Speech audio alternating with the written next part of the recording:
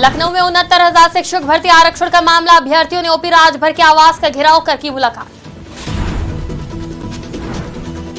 आजमगढ़ के कारागार मंत्री धर्मवीर प्रजापति ने बंदियों संग किया संवाद, यूपी की जेलों में हनुमान चालीसा पढ़ेंगे कैदी। हरदोई में फिर से एक्शन मोड में नजर आई पुलिस, विशेष अभियान चलाकर धार्मिक स्थलों से हटाए गए लाउड स्पीकर। बिजनौर में गंगा स्नान मेले में श्रद्धालुओं पर हेलीकॉप्टर से पुष्प वर्षा, भाजपा नेता प्रिंस चौधरी ने की पुष्प वर्षा। देवरिया में एनसीसी दिवस पर रक्तदान शिविर का आयोजन, 52 यूपी बटालियन एनसीसी के कैडेटों ने किया रक्तदान। नमस्कार, आज की खबर में आपका स्वागत है। मैं हूं आपके साथ शिखा मेहरोत्रा। शुरुआत करते हैं उत्तर प्रदेश खबरों की। 69,000 शिक्षक भर्ती में आरक्षण के मामले में अभ्यर्थी ओम प्रकाश राजभर के घर के बाहर प्रदर्शन कर रहे थे। इस दौरान अभ्यर्थियों से ओम प्रकाश राजभर ने कहा कि धरना देने से कुछ नहीं होगा, मुझे पत्र दीजिए, मुख्यमंत्री से मिलकर आग्रह करूंगा। उन्होंने कहा कि अखिलेश यादव ने आज तक कभी आपके लिए आरक्षण की बात नहीं की होगी। मैं अभी मंत्री तो नहीं हूं, लेकिन एनडीए में शामिल जरूर हूं, आपकी बात ऊपर तक पहुंचाऊंगा।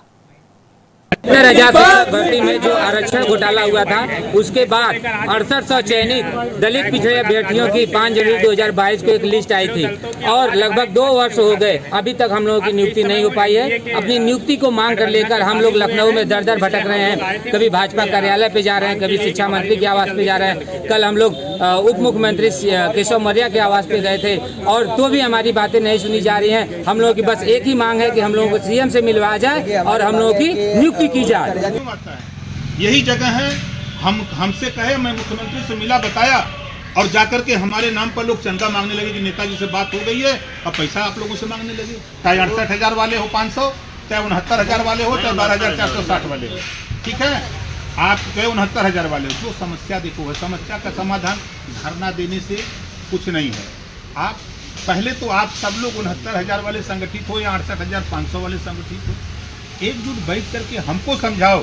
आप नहीं जा सकते हो, लेकिन हम माननीय मुख्यमंत्री जी से टाइम लेकर के उनको हम समझा लेंगे कि देखिए साहब ये गलती हुई है। इस बात को लेकर अभी मैं बैठा था माननीय डिप्टी सीएम जी के यहाँ, केशव प्रसाद मौर्य के यहाँ मैं गया, तभी इसी बात को लेकर के मैं चर्चा कर रहा था कि ये स्थितियाँ पैदा होंगी, इसका निराकरण आप लोग मंत्री हो भैया, अभी तो हम हैं नहीं, लेकिन शामिल जरूर हैं सरकार में, एनडीए में हम शामिल हैं। तो आपकी भावना को लेके ओम प्रकाश राजभर से ज्यादा विधानसभा के अंदर कौन बोलता है? बोलो, है कोई नेता?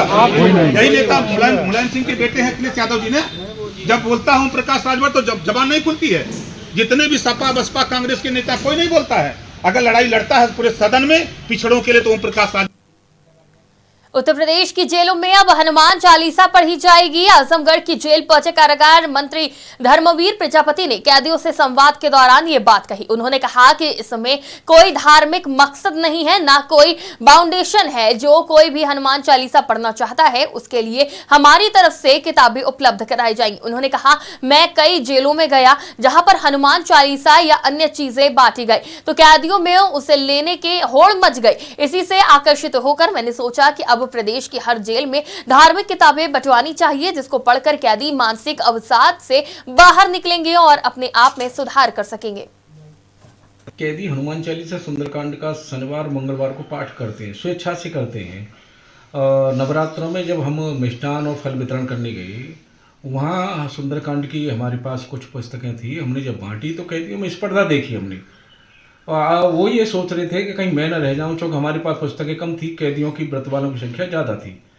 ऐसे ही फिर हमने मथुरा में और आगरा में जब बांटी तो वहाँ भी स्पर्धा देखी। तो ऐसा कोई उद्देश्य इसमें नहीं है कि ज़बरदस्ती किसी पे हनुमान चालीसा सुंदरकांड पढ़ने के लिए कहा जाए।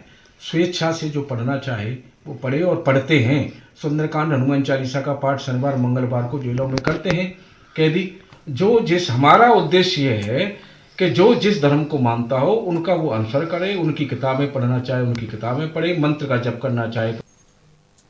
हरदोई में पुलिस विशेष अभियान चलाकर धार्मिक स्थलों के साथ सार्वजनिक स्थलों पर लगे लाउड स्पीकर की आवाज मानक के अनुसार करने को लेकर चेकिंग कर रही है, जिस काम करने के लिए धर्म गुरुओं से अपील की गई और धार्मिक स्थलों पर मानक के अधीन संख्या में लगे लाउड स्पीकर बजाने वाले यंत्रों को उतरवाया गया। बिजनौर में भाजपा नेता प्रिंस चौधरी और जिला अध्यक्ष भूपेंद्र चौहान ने गंगा स्नान मेले में आए श्रद्धालुओं पर हेलीकॉप्टर से पुष्प वर्षा की और सभी श्रद्धालुओं ने अभिवादन किया। कैंप कार्यालय गोलबाग से विदुर कुंटी गांव गंगा मेले, गंगा बैराज, बालावली और शुक्रताल में गंगा स्नान के मेले में पुष्प वर्षा की गई। बता दें कि बीजेपी नेता प्रिंस चौधरी हर साल श्रद्धालुओं पर फूलों की वर्षा करते हैं। मैं ये कहना चाहूँगा, मैं धन्यवाद देना चाहूँगा जो हमारी भारतीय जनता पार्टी के नेता हैं प्रिंस जी, कि उन्होंने माँ गंगा का मेला लगा हुआ है और ये ऐसा मेला है कि पूरे उसमें हमारा ज़िला तो सबसे पवित्र ज़िला है। ऐसा मानो कि उत्तराखंड के बाद जो है गंगा मैया हमारे ज़िले में प्रवेश करती हैं। महात्मा विदुर की धरती है और इस पर जो है प्रिंस जी ने इतनी अच्छी व्यवस्था श्रद्धालुओं के लिए करी है कि सब पे पुष्प वर्षा करा रहे हैं। किन किन जगहों पर पुष्प वर्षा की है? इन्होंने जो है ये मखदूमपुर में करी है, विदुरकुटी में, गढ़ में और शुक्रताल में। तो एक बहुत सराहनीय काम इन्होंने करा है और एक लोगों में मैसेज भी जाता है, कोई भी काम आप समाज के लिए करेंगे तो उसमें ऐसा नहीं है कि आपका ही विकास होगा या आपका ही सम्मान बढ़ेगा, उसमें पूरे समाज का सम्मान भी बढ़ता है और पूरे सम्मान में जो है सब लोग जो है एक दूसरे की पॉजिटिव चर्चा करते हैं। और ये ऐसा मेला है गंगा स्नान का मेला, एक बार गंगा जी नहा लेते हैं ना तो सब कह देते हैं भाई ओ हर हर गंगे और जय गंगा मैया की। और गंगा में कभी नहाए होंगे आप सब लोग, एक बार नहा लेते हैं तो शरीर इतना एनर्जिक हो जाता है। देवरिया के कमान अधिकारी कर्नल के निर्देश में बच्चों ने एनसीसी दिवस पर महर्षि देवरबा मेडिकल कॉलेज में रक्तदान शिविर का आयोजन किया। एनसीसी दिवस के अवसर पर बाबा राघवदास मेडिकल कॉलेज देवरिया के बच्चों ने रिथ लेक के तहत सुभाष चौक पर भगत सिंह की प्रतिमा पर माल्यार्पण किया। वहीं कर्नल के निर्देशन में 32 यूपी बटालियन एनसीसी के कैडेटों ने रक्तदान किया। अयोध्या में कार्तिक पूर्णिमा पर आस्था जन सैलाब उमड़ पड़ा, जहां लाखों की संख्या में श्रद्धालु आस्था की डुबकी लगाते नजर आए। सरयू घाट पर सुबह से ही श्रद्धालुओं का तांता लगा हुआ है। स्नान दान के बाद श्रद्धालु हनुमानगढ़ी जन्मभूमि, कनक भवन समेत विभिन्न मंदिरों के दर्शन पूजन कर रहे हैं। वहीं मेले की दृष्टिगत सुरक्षा भी पुख्ता की गई है। अयोध्या में आए हैं, सरजू स्नान किए हैं, इसके बाद हनुमानगढ़ी जाएंगे, हनुमान लला दर्शन करके।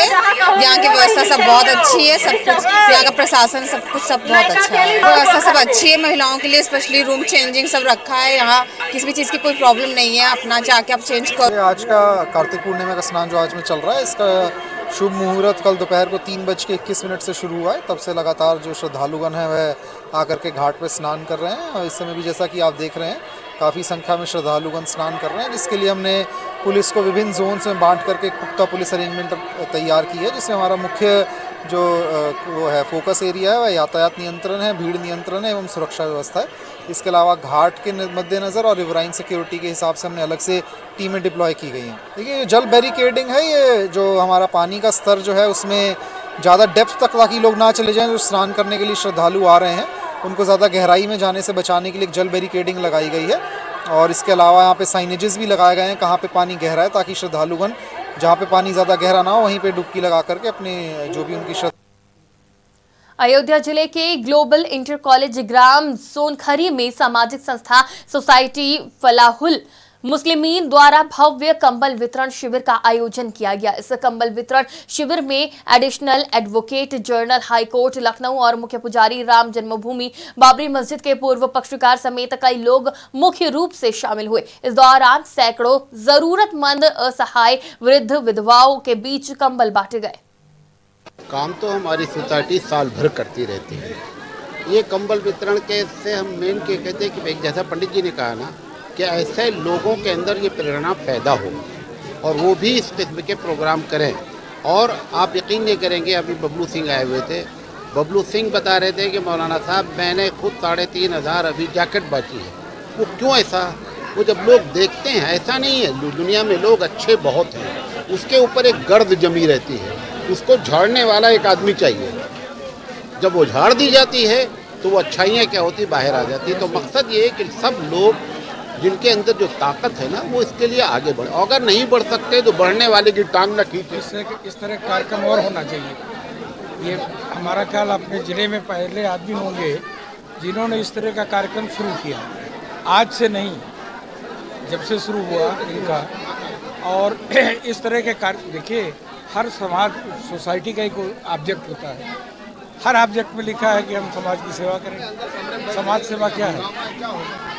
समाज सेवा का मतलब ये है कि आप दूसरे की मदद करें। और आपने देखा होगा पब्लिक इन जनरल चुन चुन के लाए हैं पता नहीं कहाँ से, गरीबों को, निर्धन को, जो महिलाएं आई हैं, कोई आपको ऐसे नहीं लगी होंगी सर सब तो ये बधाई के पात्र हैं, ये बधाई के पात्र हैं। जितना भी कहा जाए कम है इनके लिए। जो भी इनके मीन्स हैं उस मीन्स में ये अपने कुर्ता पैजामा के अलावा सब कुछ लुटा दे रहे हैं। सामान्य बात नहीं। पैसे वाले बहुत हैं दुनिया में पैसे वालों कमी नहीं है, लेकिन खर्च करने का एक लखीमपुर खीरी में एक छात्र ने कोचिंग ना पढ़ने पर टीचर पर स्कूल से नाम काटने का आरोप लगाया है। सिंगाही थाना क्षेत्र में राजा प्रताप विक्रम शाह इंटर कॉलेज के एक छात्र ने क्लास टीचर पर आरोप लगाया है कि कोचिंग ना पढ़ने पर उसका कॉलेज से नाम काट दिया गया, जिसके चलते अब उसका भविष्य अंधकार में पड़ गया है। छात्र ने बताया कि टीचर बगैर रजिस्ट्रेशन के कोचिंग सेंटर भी चला रहे हैं। वहीं पीड़ित छात्र ने पुलिस को तहरीर देकर न्याय की गुहार लगाई है। हम सिंगाई में पढ़ते हैं, राजा प्रताप विक्रम शाह इंटर कॉलेज सिंगाई खीरी, कक्षा 12B में।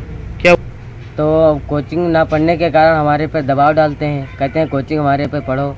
हम कोचिंग नहीं पढ़ रहे हैं। तो हम 25 तारीख को स्कूल गए थे, तो कोचिंग ना पढ़ने के कारण हमें बहुत मारा है। उन्होंने नाम लखीमपुर खीरी में सहकारी चीनी मिल के ना चलने से प्राइवेट क्रशरों पर औने पौने दामों में गन्ना बेचने को किसान मजबूर हो गए हैं। बता दें कि जीएम ने बेलराया में स्थित सरजू सहकारी चीनी मिल 24 नवंबर को चलाने का किसानों को आश्वासन दिया था, जिसके बावजूद अभी तक चीनी मिल ना चलने से क्षेत्र के किसानों में आक्रोश देखा जा रहा है। वहीं आक्रोशित किसान 28 नवंबर को चीनी मिल के जीएम का घेराव करेंगे।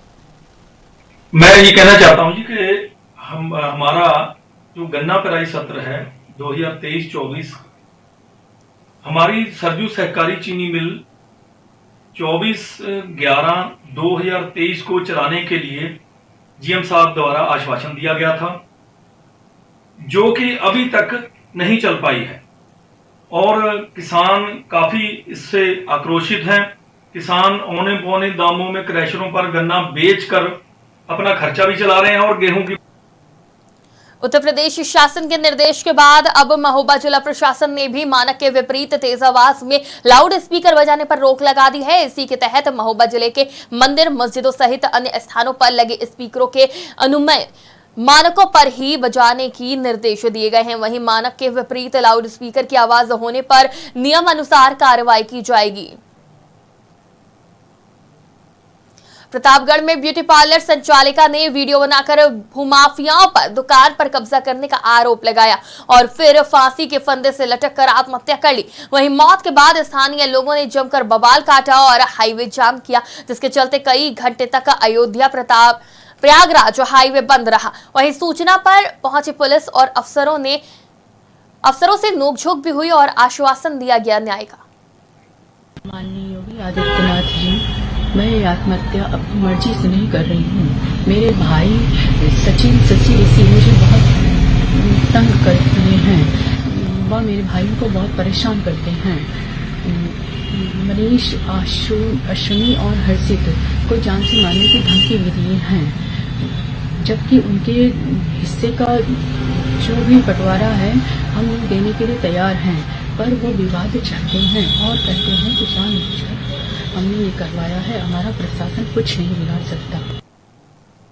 रायबरेली के जिला महिला अस्पताल में डॉक्टरों की उपस्थिति समय पर नहीं है, जिसके चलते मरीजों को काफी परेशानी का सामना करना पड़ता है। सरकारी अस्पताल में तैनात चिकित्सक ज्यादातर अनुपस्थित रहते हैं। चिकित्सकों के अभाव में फार्मासिस्ट मरीजों का इलाज कर रहे हैं। सरकारी अस्पताल में तैनात डॉक्टर ज्यादातर गायब रहते हैं और निजी अस्पतालों में अपनी सेवाएं देते हैं।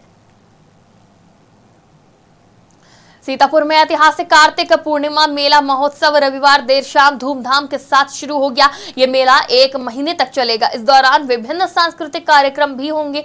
सूर्यकुंड तीर्थ हरगांव में देर शाम मुख्य अतिथि कारागार राज्य मंत्री सुरेश राही ने मंत्रोच्चारण के बीच फीता काटकर मेले का लोकार्पण किया। मेले की शुरुआत देव दिवाली, दीपदान, महाआरती और भव्य आतिशबाजी से हुई। इस अवसर पर मेला महोत्सव अधिकारी, एसडीएम, अधिशासी अधिकारी, नगर पंचायत हरगांव के सभी सभासद समेत सैकड़ों की संख्या में जनसमूह उपस्थित रहा।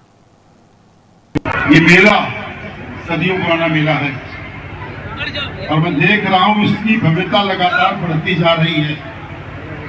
लगातार इसमें भव्यता बढ़ रही है। हर बार कुछ ना कुछ नया होता है और भव्य होता है। मैं बधाई देना चाहूंगा नगर पंचायत अध्यक्ष को, उनके पूरे प्रशासन को, जिला प्रशासन को, जिन्होंने इसमें सहयोग किया और इसकी भव्यता इतनी बनाई है।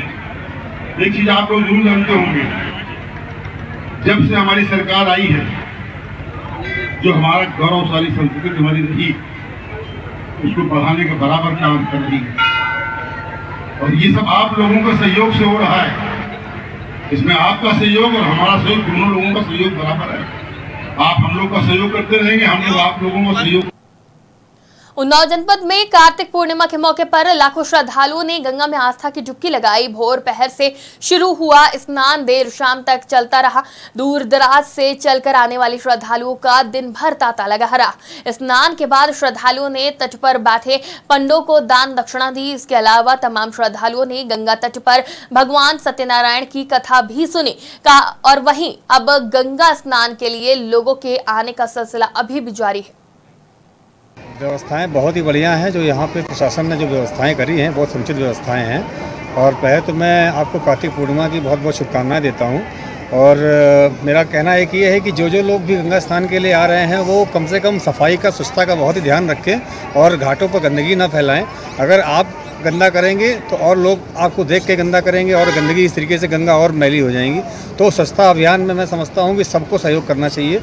अभी मैं आया था तो मेरे पास उत्तर प्रदेश की खबरों में फिलहाल इतना ही। देश और दुनिया की तमाम खबरों के लिए देखते रहिए आज की खबर।